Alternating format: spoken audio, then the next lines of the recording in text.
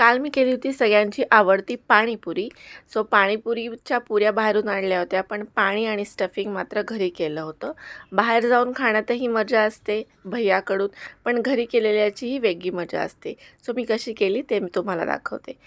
एका भांड्यामध्ये अर्धा कप खजूर आणि अर्धा कप चिंच गरम पाण्यात भिजत घातली होती.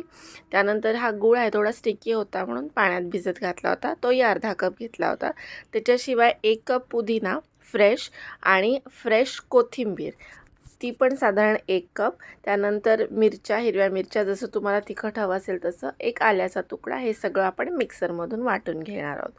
मिक्सरमधून वाटून घेतलं, त्याचं पाणी आणि तेवढं मिक्सरचं छोटं भांडं असतं त्याचं अर्धं भांडं पाणी त्याच्यात मिक्स केलं आहे, कारण ते घट्ट मिक्सरमधून निघालेलं असतं.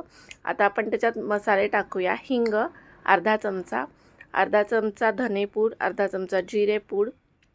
त्याच्यानंतर काळं मीठ जर तुमच्याकडे असेल तर तुम्ही घालू शकता. नॉर्मल सॉल्ट असेल तर नॉर्मल सॉल्ट पण घालू शकता. त्याच्याशिवाय चाट मसाला घातला आहे, साधं मीठ घातलं आहे. एवढे मसाले मिक्स झाल्यानंतर आपण हे सगळं एकत्र एकजीव करून घेणार आहोत. तर ते व्यवस्थित ढवळून घेऊया. कोणाकोणाला हे पाणी एकदम चिल्ड आवडतं, एकदम थंडगार. सो तुम्हाला हवं असेल त्याच्यात बर्फ पण तुम्ही घालू शकता. आता आपण स्टफिंग करायला घेऊया. स्टफिंग करण्यासाठी बटाटे उकडून घेतले, ते आपण छान सोलून घेऊया.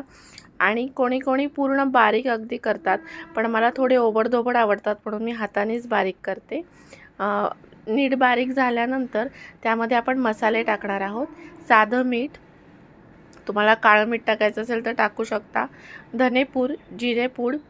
त्यानंतर इथे मी तिखट घालणार आहे. चाट मसाला थोडासा घातला आहे, त्याच्याऐवजी तुम्ही सेंधव मीठ पण घालू शकता. त्याच्यानंतर तिखट घालायचं आहे. तिखट मी हे काश्मीरी लाल मिर्च पावडर घातली आहे.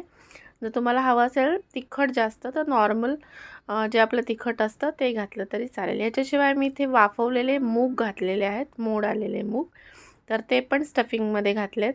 आता आपण जे आपलं गोड पाणी आहे ते तयार करून घेऊया. चिंच आणि खजूर छान मऊ झालेत. छान आपण त्याचा गर काढून घेऊया. गर काढल्यानंतर हे राहिलेल्या गोष्टी मिक्सरमधून एकदा फिरवून घेऊया. मिक्सरमधून फिरवल्यानंतर ते काहीसं असं दिसतंय. आता ते व्यवस्थित गाळून घेऊया, म्हणजे काही काड्या चोथा असेल तर तो वेगळा राहील. गाळून झाल्यानंतर त्याच्यात गूळ जो मी पातळ करून ठेवला आहे तो त्याच्यात घातला आणि छान ढवळून घेतला व्यवस्थित, जेणेकरून तो गूळ पूर्णपणे विरघळला जाईल. आता याच्यात आपण जे काही आधी मसाले घातले होते तेच मी यूज केले. धनापूड, जिरेपूड, काश्मीरी लाल मिर्च, नॉर्मल मीठ आणि थोडासा चाट मसाला. सो अशा प्रकारे दोन्ही प्रकारचं पाणी आणि पुऱ्या आणि स्टफिंग रेडी आहे. सो पुऱ्या आमच्याकडे खाली छान मिळतात रव्याच्या, त्या आणल्या होत्या. सो अशा प्रकारे तुम्ही झटपट पाणी बनवून पाणीपुरी छान एन्जॉय करू शकता. व्हिडिओला लाईक करा आणि चॅनलला सबस्क्राईब करायला विसरू